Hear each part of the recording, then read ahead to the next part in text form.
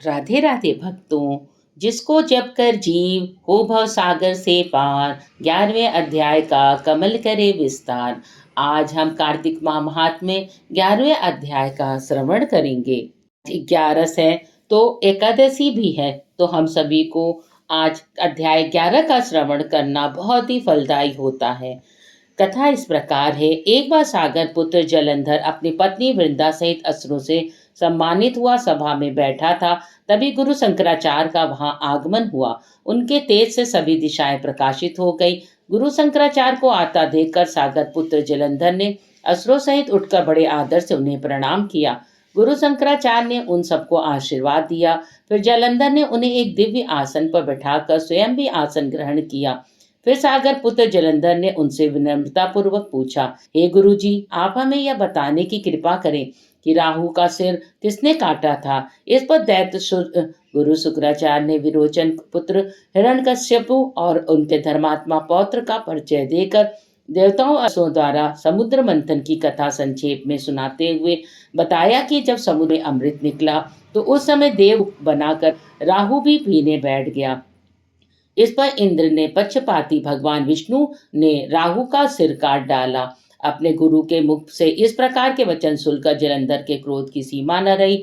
उसके नेत्र लाल हो गए और ने अपने धसमर नामक दूत को बुलाया और उसे शुक्राचार्य द्वारा सुनाया गया वृत्तांत सुनाया। तत्पश्चात उसने धसमर को आज्ञा दी कि तुम शीघ्र इंद्रपुरी में जाकर इंद्र को मेरी शरण में ले आओ। धसमर जलंधर का बहुत आज्ञाकारी एवं निपुण दूत था। वह जल्द ही इंद्र की सुधर्मा नामक सभा में जा पहुंचा। जलंधर के शब्दों से इंद्र से बोला, हे देवता धाम, तुमने समुद्र का मंथन क्यों किया? मेरे पिता के समस्त रत्नों को क्यों ले लिया? ऐसा करके तुमने अच्छा नहीं किया। यदि तू अपना भला चाहता हो तो उन सब रत्नों एवं देवताओं सहित मेरी शरण में आ जा, अन्यथा मैं तेरे राज्य का ध्वंस करूंगा। इसमें कुछ भी मिथ्या नहीं है। इंद्र बहुत विस्मित हुआ और कहने लगा, पहले मेरे भय से सागर ने सब पर्वतों को अपनी कुक्षी से में को स्थान दिया। उसने मेरे शत्रु दैत्यों को की क्यों रक्षा की। इसी कारण मैंने उनके सब रत्न हरण किए हैं। मेरा द्रोही सुखी नहीं रह सकता, इसमें संदेह नहीं है। इंद्र की ऐसी बात सुनकर वह दूत शीघ्र ही जलंधर के पास आया और सब बातें कह सुनाई। उसने सुनते ही वह दैत्य मारे क्रोध के अपने ओष्ठ फड़फड़ाने लगा और देवताओं पर विजय प्राप्त करने के लिए उसने उद्योग आरंभ किया। फिर तो सब दिशाओं पाताल में करोड़ों करोड़ों दैत्य उसके पास आने लगे। शुंभ निशुंभ आदि करोड़ों सेनापतियों के साथ जलंधर इंद्र से धनु युद्ध करने लगा। शीघ्र ही इंद्र ने नंदन वन में अपनी सेना उतार दी। वीरों की शंख ध्वनि और गर्जना से इंद्रपुरी गूंज उठी।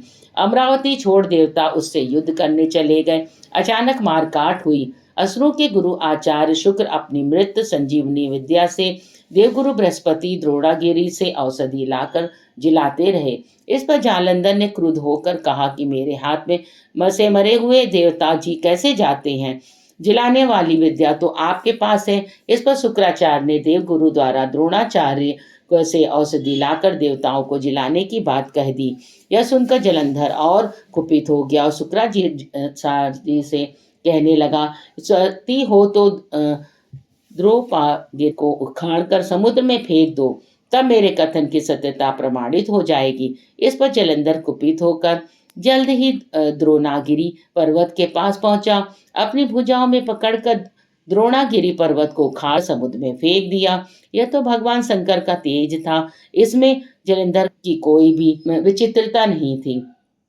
तत्पश्चात ये सागर पुत्र युद्ध भूमि में आकर बड़े तीव्र गति से देवताओं का संहार करने लगा। जब द्रोणाचार्य जी औषधि लेने गए तो द्रोणाचार्य जल को उखड़ा हुआ शून्य पाया। वह भयभीत हो देवताओं के पास आए और कहा कि युद्ध बंद कर दो, जलंधर को अब नहीं जीत सकोगे। पहले इंद्र ने शिव जी का अपमान किया था। यह सुन देवता युद्ध में जय की आशा त्याग कर इधर उधर भाग गए। सिंधु सुत निर्भय हो अमरावती में घुस गया। इंद्र आदि सब देवताओं ने गुफाओं में शरण ली। अध्याय 11 समाप्त होता है। अध्याय 12 का श्रवण करेंगे। श्री नारद जी बोले, जलंधर राक्षस को फिर आता हुआ देखकर सभी इंद्रादि देवता गण भय से कांप गए। विष्णु भगवान की स्तुति करने लगे। देवेंद्र को बोले, हे भगवान, आप मृत्य कुमारदी कितने ही अवतार धारण करके अपने भक्तों के कार्य करने के लिए उद्यत रहते आए हैं। सर्वदा दुखियों के दुखों का नाश करते आए हैं। ब्राह्मण विष्णु शिव रूप धारण कर संसार की उत्पत्ति, पालन तथा संहार करते आए हैं। गदा, शंख, पद्म और तलवार अपने हाथों में धारण किए हैं। ऐसे भगवान आपको नमस्कार है। आप श्री लक्ष्मी के पति, दैत्यों का विनाश करने वाले, गरुड़ पर सवारी करने वाले, पीतांबरधारी, यज्ञादि समस्त क्रियाओं को परिपूर्ण करने वाले, विघ्नों को दूर करने वाले विष्णु भगवान इस प्रकार आपको बारंबार प्रणाम करते हैं। हे विष्णु, आप राक्षसों से पीड़ित देवताओं के दुख रूपी पर्वत के लिए वज्र के सदृश हैं। आप शेष रूपी सैया पर शयन करते हैं। सूर्य और चंद्रमा ये दोनों आपके नेत्र हैं। इस प्रकार स्वरूपधारी आपको हमारा बारंबार प्रणाम है। नारद जी ने कहा, जो प्राणी इस संकट को नाश करने वाले स्रोत का पाठ करेगा वह विष्णु भगवान की कृपा से कभी भी दुखी न होगा। देवतागण इस प्रकार की स्तुति करने लगे। तब भक्त विष्णु भगवान को देवताओं की विपत्ति का ज्ञान हुआ। विष्णु भगवान तुरंत सैया से उठकर खड़े हुए और उदास होते हुए गरुड़ पर सवार होकर लक्ष्मी जी से कहने लगे। श्री भगवान ने कहा, तुम्हारे भाई जलंधर ने देवताओं को बहुत कष्ट दिया है। देवताओं ने मुझे युद्ध के लिए बुलाया है, अतः शीघ्रतापूर्व मैं वहां जाऊंगा। लक्ष्मी जी ने कहा, हे नाथ, हे कृपानिधि, मैं आपकी प्यारी पत्नी हूँ। यदि मैं सर्वदा आप में भक्ति रखती हूँ, तब आप मेरे भाई को युद्ध में कैसे मार सकेंगे। भगवान ने कहा कि शिव जी के अंश से उत्पन्न होने के कारण, ब्रह्मा के वरदान के कारण तुम्हारी प्रतिविषक जलंधर मेरे वध योग्य नहीं है। नारद जी ने कहा कि विष्णु भगवान लक्ष्मी जी से ऐसा कहकर गरुड़ पर आसीन हुए। शंख, चक्र, गदा और तलवार धारण किए हुए दैत्यों से युद्ध करने के लिए विष्णु भगवान शीघ्रता से वहां जहां देवतागण स्तुति करते थे जा पहुंचे।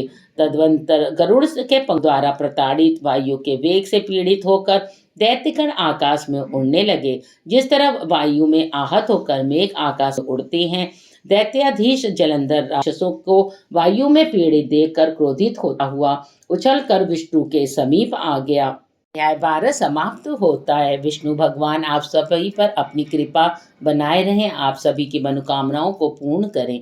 आपने हमारे चैनल को अगर अभी तक लाइक और सब्सक्राइब नहीं किया है तो जरूर से कर दें। धन्यवाद।